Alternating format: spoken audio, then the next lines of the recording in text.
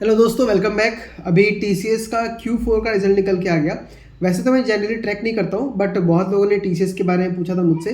तो Tata consultancy services क्या है, आपका आईटी सेक्टर की कंपनी है। और आईटी सेक्टर में पिछले कुछ महीनों में अगर देखें तो बहुत अच्छा खासा आपको करेक्शन देखने के लिए मिला है, जिसकी वजह से बहुत लोग को ऐसा लग रहा है कि अभी एक बहुत अच्छा खासा बाइंग अपॉर्चुनिटी हो सकती है।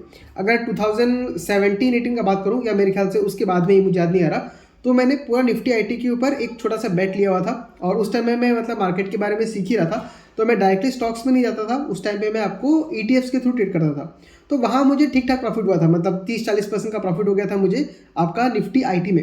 लेकिन अभी जो करंटली सिचुएशन चल रहा है उसमें क्या है, आईटी कंपनीज के ऊपर बहुत ज़्यादा प्रेशर देखने के लिए मिल रहा है। और जो आपका ये एआई की वजह से दिख रहा है, उसकी वजह से क्या हो रहा है, बहुत सारे जो क्लाइंट्स हैं वो ऑर्डर अभी नहीं दे रहे हैं। तो अभी टीसीएस का रिजल्ट अगर देखूं तो इसका आपका वाई वाई बेसिस पे देखा जाए तो लगभग 9.6%, मतलब 10% का ग्रोथ है रेवेन्यू में, ठीक है।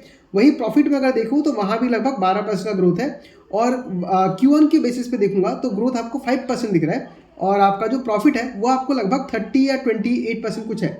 तो ये आपको जो क्वार्टर में 30% का जो ग्रोथ देखने के लिए मिला है, हमको देख के बहुत अच्छा लग सकता है। बट ये आपका इसलिए हुआ है क्योंकि पिछले क्वार्टर में जो लेबर लॉ जो लगाया था कंपनी ने, मतलब गवर्नमेंट ने, उसकी वजह से कंपनी से खर्चा थोड़ा ज़्यादा हो गया था, तो प्रॉफिट घट गया था। तो ये हमको यहाँ पे इग्नोर करना पड़ेगा 30% का ग्रोथ। असल में ग्रोथ अगर देखें तो सिर्फ आपका कितना है, 5-10% का एक ग्रोथ देखने के लिए मिल रहा है। तो देखिए, आपको अगर आप मुझे अगर पहले से देख रहे हो वीडियो, तो आपको पता है कि मैं उन्हीं कंपनीज में इन्वेस्ट करता हूं जिसका ग्रोथ कम से कम 20-25% हो। क्योंकि अगर मैं एक रिटेल इन्वेस्टर हूं, आप अगर एक रिटेल इन्वेस्टर है जिसके पास बहुत बड़ा कैपिटल नहीं है, बहुत बड़ा कैपिटल मतलब मान लीजिए 50 लाख 1 करोड़ के ऊपर, तो हमारा एम क्या होना चाहिए कि हम लोग का कैपिटल बहुत फास्ट ग्रो करे।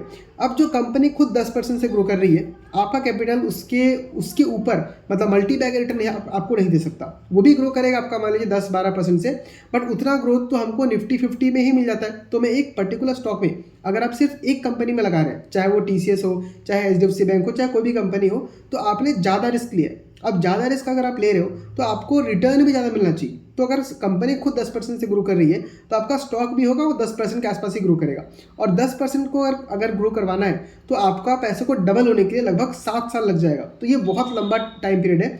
हमें चाहिए कि हम लोग का स्टॉक कम से कम 5 से 6 साल के अंदर डबल हो जाए। और उससे जल्दी हो तो और अच्छी बात है, बट हम लोग अगर सेफ्टी से देखना चाहते हैं तो 5 साल से 6 साल के अंदर हम लोग का स्टॉक डबल होना चाहिए।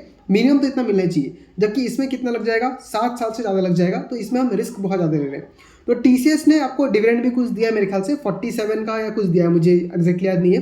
तो डिविडेंड ये ठीक ठाक बन रहा है, 1% का डिविडेंड आपको मिल रहा है। बट अगेन मैंने आपको बोला हुआ है कि हमको स्टॉक मार्केट में डिविडेंड के लिए इन्वेस्ट नहीं करना है। हमको इन्वेस्ट करने का एक ही लॉजिक हमारे पास होना चाहिए कि मेरा कैपिटल फास्ट तरीके से ग्रो कर सके। कैपिटल बढ़ेगा, उसके बाद हम उसको डाइवर्सिफाई करने का सोच सकते हैं, फिर फिक्स्ड इनकम के बारे में सोच सकते हैं। मतलब मान लीजिए मेरे पास आज अगर 1 लाख रुपए भी है, 1 लाख रुपए का अगर 1% मुझे डिविडेंड मिल रहा है, एक 1000 मिल गया, तो उससे मेरी लाइफ में कुछ चेंज नहीं होगा। ये जो रेगुलर इनकम है वो मैं कब सोचूंगा, जब मेरे पास 4-5 करोड़ रुपए होगा, तब उसका 6% भी मेरे पास 6 लाख जैसा आ रहा है, तो मोटा मोटा एक रेस्पेक्टेबल अमाउंट आपको मिल सकता है। तो फिक्स्ड इनकम के बारे में आपको अभी, अगर आप एक रिटेलर है, मतलब रिटेल इन्वेस्टर है, आपने अपनी जर्नी स्टार्ट की है, तो अभी आपको नहीं सोचना चाहिए। आपको सोचना चाहिए कि मैं कैसे कंपनीज को अच्छे से पढ़ सकूं, कैसे मैं ऐसे फास्ट ग्रोइंग कंपनीज को ढूंढूं जो आपका 30-40-50% से ग्रो करे। ऐसे कंपनीज में रिस्क ऑफकोर्स होता है, बट यहीं पे तो आपका एक्टिव इन्वेस्टिंग कमा लो ना, वरना आप जाके आराम से इंडेक्स में लेके बैठ जाइए, उसमें रिस्क नहीं है। लेकिन अगर आपको ज़्यादा रिटर्न कमाना है तो आपको एक्टिवली ट्रैक करना पड़ेगा कंपनीज को, और उन्हीं कंपनीज में आपका पैसा बनेगा। ऑफकोर्स 10 कंपनी आप लेंगे तो उसमें से 1 कंपनी 2 कंपनी खराब निकलेगा, और जो 2-3 कंपनी अच्छा निकलेगा वो आपको बहुत अच्छा सा रिटर्न दे सकता है, जिससे आपका कैपिटल बहुत फास्ट ग्रो करेगा। तो अगर आपको सीखना है कि अच्छी कंपनी को कैसे ढूंढते हैं, तो चैनल को सब्सक्राइब कर लीजिए। और रहा आपका ये टीसीएस का रिजल्ट के बारे में, तो मैं पर्सनली टीसीएस के रिजल्ट से डिसअपॉइंटेड हूँ। मुझे 10% ग्रोथ नहीं चाहिए। आप इतने बड़े कंपनी हो गए हो ठीक है, बट कम से कम 15% का तो ग्रोथ दिखाओ।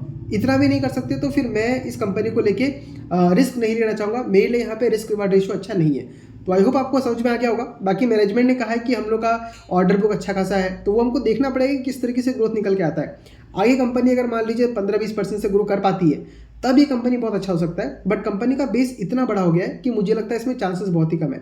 अगर आपको आईटी कंपनीज में जाना ही है तो जो छोटे कंपनीज है, जैसे कोफोर्ज हो गया, परसिस्टेंस हो गया, ये कोई मैं रिकमेंडेशन नहीं दे रहा हूँ, आप उनके बारे में जाके पढ़िए। वो क्या बता रही है। अगर वो बता रहा है कि हम लोग अच्छा खासा ग्रो कर सकते हैं तो वो कंपनीज आपको पैसा बना के दे सकता है। बट TCS और फिर विप्रो ये सब मुझे लगता नहीं कि बहुत ज़्यादा पैसा बना के दे पाएंगे। ऑफकोर्स पैसा तो बनेगा बट उतना मतलब ह्यूज अमाउंट में आपको रिटर्न नहीं मिलेगा, वही 10-12% का ही रिटर्न आपको मोटा मोटी देखने के लिए मिल सकता है। तो ये वीडियो कैसा लगा मुझे कमेंट में बताइए, और TCS का रिजल्ट आपको कैसा लगा ये भी मुझे जरूर बताइएगा।